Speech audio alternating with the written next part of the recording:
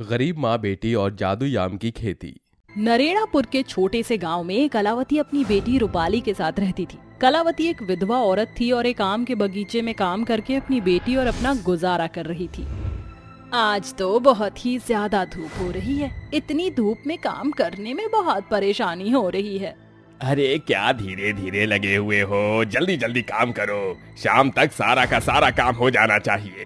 मुंशी के ऐसा कहने के बाद कलावती जल्दी जल्दी काम करने लगती है। देखते ही देखते शाम हो जाती है। अरे शाम के 6 बज गए हैं। चलो बहन चलते हैं और अपनी आज की दिहाड़ी ले लेते हैं। हाँ बहन चलो चलते हैं। देखते ही देखते सभी मजदूरों की लाइन लग जाती है। एक के बाद एक आते जाओ और अपने पैसे लेते जाओ, चलो। सभी मजदूर अपने हिस्से के पैसे लेकर वहाँ से जाने लगते हैं। अरे सरोज, आज तो मंगल बाजार है, चलो वहाँ से सब्जी लेकर घर चलते हैं। हाँ बहन, मेरे घर पर भी सब्जी खत्म हो गई है, चलो चलते हैं।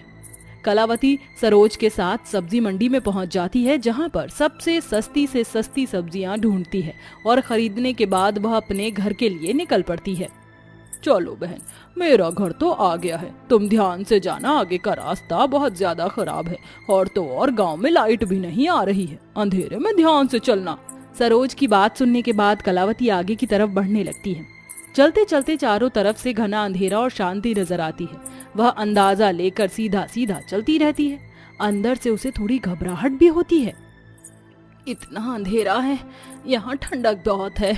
जितनी जल्दी हो सके मैं यहाँ से बाहर निकलती हूँ ताकि मैं अपने घर अपने बच्चों के पास पहुँच जाऊँ। कलावती जैसे तैसे करके उस जगह से बाहर निकलती है। कुछ दूरी पर जाकर पानी के बड़े से टैंक के पास उसकी एक टूटी फूटी झोपड़ी होती है, जिसके बाहर उसकी बेटी झाड़ू लगा रही होती है। अरे माँ, आ गई आप? चलो अच्छी बात है, आज तो आप थोड़ी लेट हो गई हो, मैं बहुत देर से आपका इंतजार कर रही थी।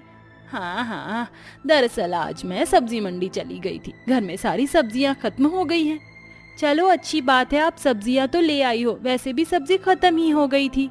मीना अपनी माँ कलावती के हाथों से थैला पकड़कर अंदर ले जाती है, जिसके बाद कलावती अपने मुंह हाथ धोने लगती है और मीना सब्जियाँ निकाल कर खाना बनाना शुरू कर देती है। कुछ ही देर में खाना बनकर तैयार हो जाता है। ये लो माँ, खाना खा लो। दोनों माँ बेटी खाना खाने लगती है, लेकिन तभी उन्हें अपनी झोपड़ी के बाहर से एक आवाज आती है। अरे कौन रहता है यहाँ, बाहर निकलो जरा। कलावती अपना खाना छोड़कर बाहर निकलती है। हाँ क्या बात है, आप लोग कौन हो? देखिए, ये जगह सरकारी जगह है, आप यहाँ नहीं रह सकती हो, आपको ये जगह खाली करनी होगी। मैं यहाँ कई सालों से रह रही हूँ, आज तक यहाँ कोई नहीं आया और फिर मैं यहाँ से कहाँ जाऊंगी? मेरी बेटी और मेरा इस जगह के अलावा और कोई ठिकाना नहीं है। देखो, हम कंस्ट्रक्शन वाले हैं, हमें ये जगह खाली चाहिए ताकि हम यहाँ इस छोटे पानी के टैंक को बड़ा बना सके। कलावती बहुत ज्यादा परेशान हो जाती है, उसे कुछ समझ नहीं आता। ना चाहते हुए भी उसे अगले दिन सुबह अपनी बेटी के साथ वो जगह खाली करके जाना पड़ता है। माँ, अब हम लोग कहाँ जाएंगे? कहीं तो जाना ही होगा बेटी। कलावती और मीना चलते चलते आम के बगीचों के पास पहुँच जाते हैं, जहाँ पर उन्हें एक खाली टूटी फूटी झोपड़ी नजर आती है। लगता है कि इस झोपड़ी में कोई नहीं रहता, चलो हम इसके अंदर चलते हैं और यहीं रह लेंगे। दोनों माँ बेटी अंदर पहुंच जाती हैं। उस झोपड़ी में एक बूढ़ी औरत अपनी आखिरी सांसें गिन रही थी। हे भगवान, मुझे अपनी शरण में ले ले, क्यों मुझे दुख दे रहा है? माँ जी, आपको क्या हुआ है और आप इस तरह भगवान को याद क्यों कर रही हो? चिंता मत करो, आप बिल्कुल ठीक हो जाओगी। तुम कौन हो और यहाँ क्या कर रही हो? खैर, जो भी कोई हो, मुझे लगता है कि ये मेरी आखिरी वार्तालाप है। जाने से पहले मैं तुम्हें एक सच बताना चाहती हूँ। क्या बताना चाहती हो आप? बताओ। ये जो आम का बगीचा है, ये कोई मामूली बगीचा नहीं है, ये एक जादुई बगीचा है। क्या कहा? जादुई बगीचा है? मैं कुछ समझी नहीं। ये मेरा पुश्तैनी बगीचा है। इस बगीचे में सदाबहार आम लगे रहते हैं। इसकी मालकिन तुम हो, इसकी अच्छे से देखभाल करना। इतना कहने के बाद वैजंती अपनी आखिरी सांस छोड़ देती है और भगवान को प्यारी हो जाती है, जिसके बाद कलावती उसका अंतिम संस्कार करती है। जिसके बाद कलावती आम के बगीचे में जाती है और बगीचे में लगे आमों को देखकर सोचती है, इतने सारे रसीले आम हैं यहाँ, लेकिन वो बूढ़ी औरत, उस बूढ़ी औरत का इस दुनिया में क्या कोई नहीं था? खैर छोड़ो, एक काम करती हूँ, कुछ आम तोड़ लेती हूँ और उन्हें बेचकर कुछ पैसे कमा लूंगी। कलावती एक टोकरी में आम तोड़ती है। जैसे ही वह पहला आम तोड़ती है, वहाँ उसी के जैसा एक आम उग जाता है। ये क्या, यहाँ पर तो आम तोड़ते ही आम लग गया।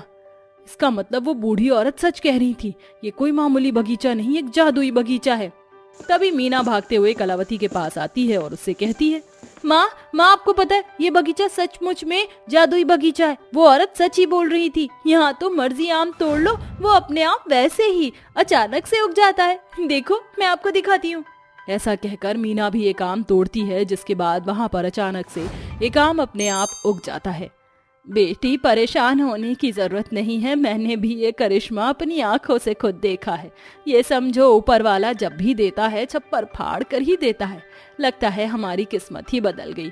कलावती और उसकी बेटी मीना दोनों ही कई सारी टोकरियों में आम भरकर बाजार में बेच देती हैं, जिसके चलते उन्हें अच्छे खासे पैसे मिल जाते हैं। देखते ही देखते वो आम बेचकर अपना खुद का एक घर खरीद लेती हैं और ये सब एक दिन मुंशी देख लेता है।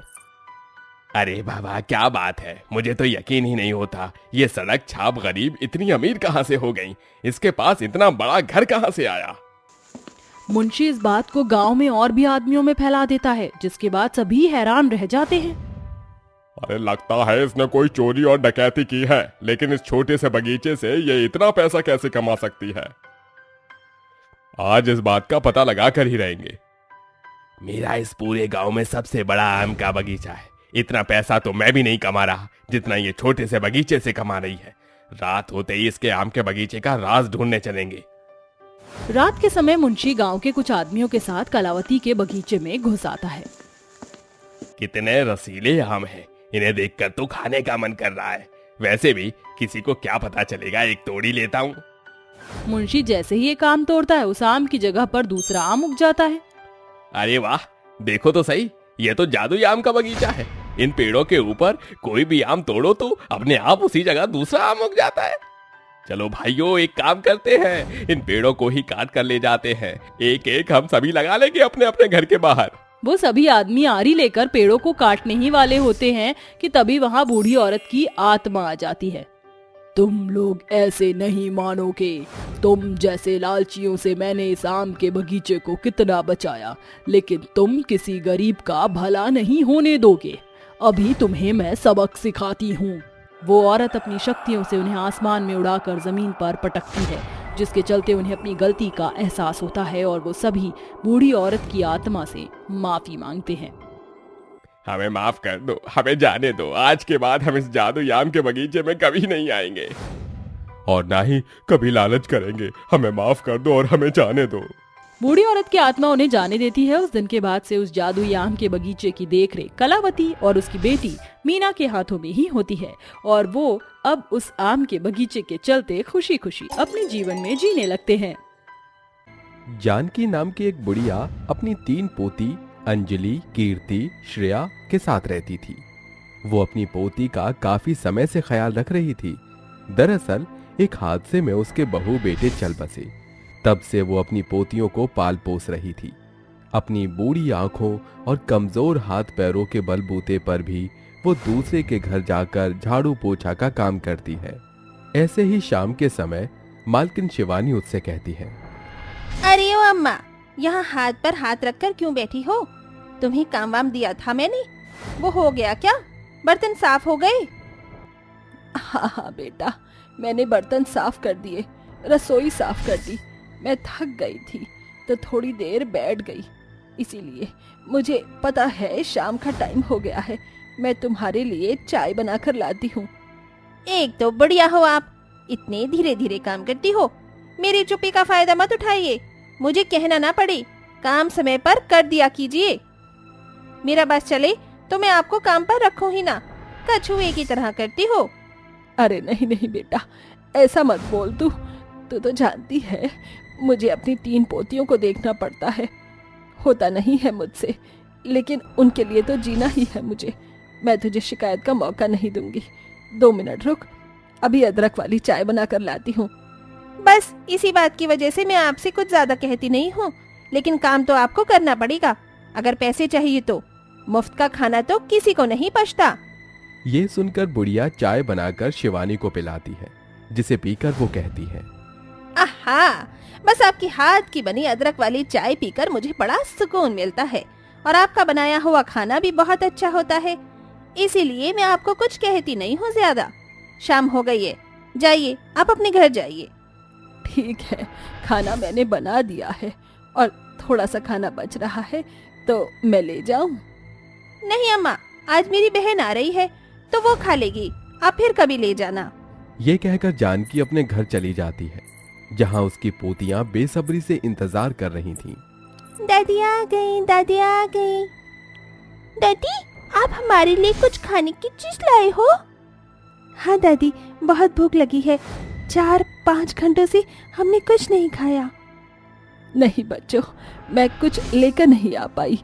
मालकिन के घर उनकी बहन आ गई ना, मैं खाना बना देती हूँ जल्दी से, थोड़ी देर बस रुको।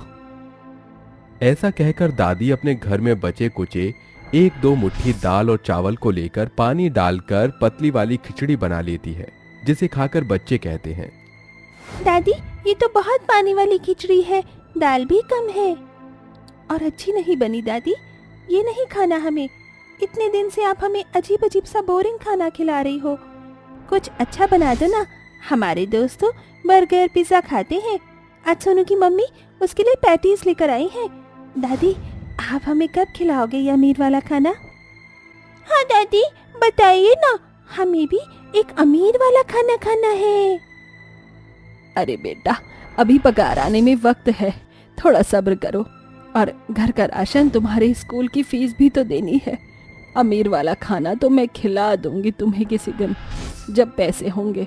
फिलहाल ये खा लो, वरना पेट में दर्द होगा। ठीक है दादी, हम ये खा लेंगे, इसके बाद आप हमें लोरी सुनाना।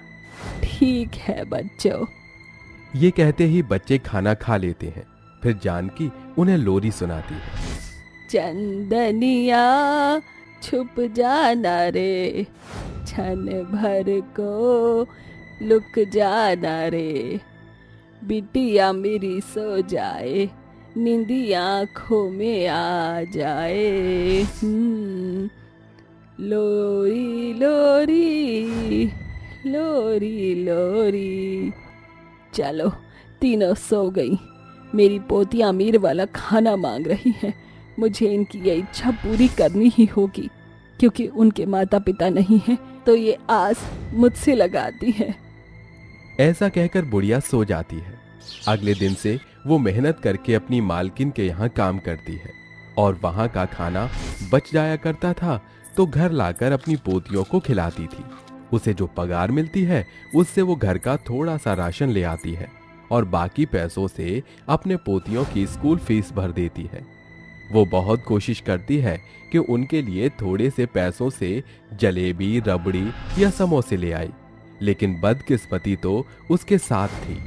ऐसे ही जब तीनों पोतियां घर के बाहर खेल रही थीं, तो सामने का बच्चा सोनू जलेबी खाते हुए खाकर कहता है, आहा, मजा आ गया, कितनी गरम गरम करारी जलेबियां हैं। तुम तीनों ने तो कभी ये सब खाया ही नहीं होगा, है ना? पता है, परसों मैंने छोले भटूरे खाए थे और आज मम्मी ये लेकर आई हैं। अब कल मैं रेस्टोरेंट में जाऊंगा, माँ के साथ पिज्जा खाऊंगा। वैसे तुम्हारी मम्मी पापा तो है नहीं, तो तुम्हें ये सब दिला सके, और वो बूढ़ी दादी, वो बेचारी चाहेंगी तो भी कैसे दिलाएंगी तुम्हें? तेरी हिम्मत कैसे हुई ये सब कहने की? और वैसे भी सोनू, हमने तुझसे किसी भी तरह की राय नहीं मांगी। जो तू कह रहा है, अगर तू ये सब खा रहा है तो अच्छी बात है, एक दिन हम भी अमीर वाला खाना खाएंगे, तो देखना। ओहो, बुरा लगा।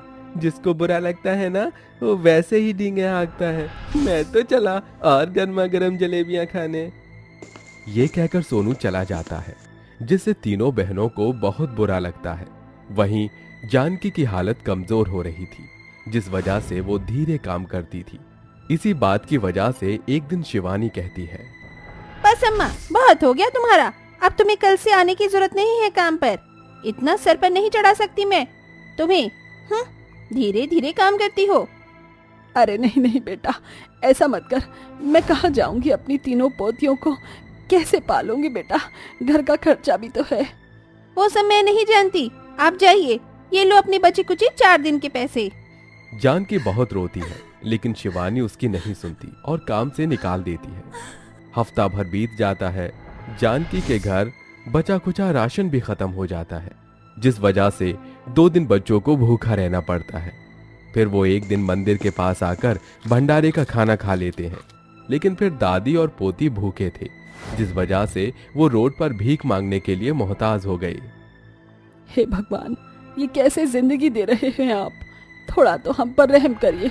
मेरी 3 पोतियां भूखी है, ये दिन भी देखना पड़ेगा, पता नहीं था। दादी, आप ज्यादा फिक्र मत करिए, भगवान जी हमारी सुन लेंगे। दादी, भूख लग रही है। बेटा सब्र रख, कुछ ना कुछ मिल जाएगा थोड़ी ही देर में हमें, और जो पैसे मिलेंगे उससे मैं तुम तीनों को अमीर वाला खाना खिलाऊंगी। अरे कोई भगवान के नाम पर दे दो, अरे बेटा मदद कर दो। अरे हटो हटो हटो, पता नहीं कहां कहां से लोग आ जाते हैं भीख मांगने। तभी वो आदमी दुत्कार कर चला जाता है। फिर सामने एक छोटा बच्चा सड़क पर भाग रहा था कि जानकी उस बच्चे को एक ट्रक के नीचे आने से बचाती है। तभी उस बच्चे के माता पिता आकर कहते हैं, मेरा बच्चा रोहन ठीक तो है ना? शुक्रिया अम्मा जी, आपने मेरे बच्चे को बचा लिया, वरना ना जाने आज क्या अनर्थ हो जाता। शुक्रिया अम्मा जी। अरे आपके पैर से तो खून निकल रहा है, आप हमारे घर चलिए। अरे बेटा ठीक हूँ मैं। अरे नहीं अम्मा, आप चलिए। ठीक है बच्चों, तुम भी आ जाओ। बेटा ये मेरी 3 पोतियां हैं, इन्हें भी ले चलो। ये कहकर वो लड़का अपनी कार में सबको बिठाकर अपने घर ले जाता है, जहां वो दादी की मरहम पट्टी करता है और उन्हें खाना खिलाता है। इतना बढ़िया खाने को खाकर दादी पोती कहती हैं, अरे भाई ये खाना तो बहुत अच्छा है, कितने समय बाद, और ये सब तो पहली बार खाया है। शुक्रिया बच्चों, बड़े दिनों से हमने खाना नहीं खाया था और ना ही मेरी पोतियों ने। शुक्रिया अंकल, ये बर्गर पिज्जा हमने पहली बार खाया है। हमारा बहुत मन था कि हम अमीर वाला खाना खाएं। सच में मजा आ गया, काश ऐसा खाना रोज खा पाते। आपका जितना मन करे उतना खाना खा लो। एक बात पूछूं, इनके मम्मी पापा नहीं हैं? हाँ बेटा, इनके मम्मी पापा नहीं है, इसीलिए मैं ही बोलती हूँ। पर अब मेरे पास काम नहीं है, तो कुछ समय से खाने के लाले पड़ गए थे। आपको काम तलाशने की कोई जरूरत नहीं है, मेरा बहुत बड़ा होटल है, अगर आप चाहो तो उसमें देसी खाना बनवा सकते हो। हाँ बेटा, मैं जरूर करूँगी। मैं खाना बनाने में बहुत अच्छी हूँ, मुझे सारा खाना बनाना आता है। उसी दिन से जानकी साहिल के होटल में देसी खाना बनाती है, जिसकी उसे अच्छी खासी पगार मिलती है और वो अपनी पोतियों को पालती है। साथ ही अमीर खाना खाने का सपना भी उनका पूरा हो जाता है। इस तरह वो सब खुशी खुशी रहने लगते हैं।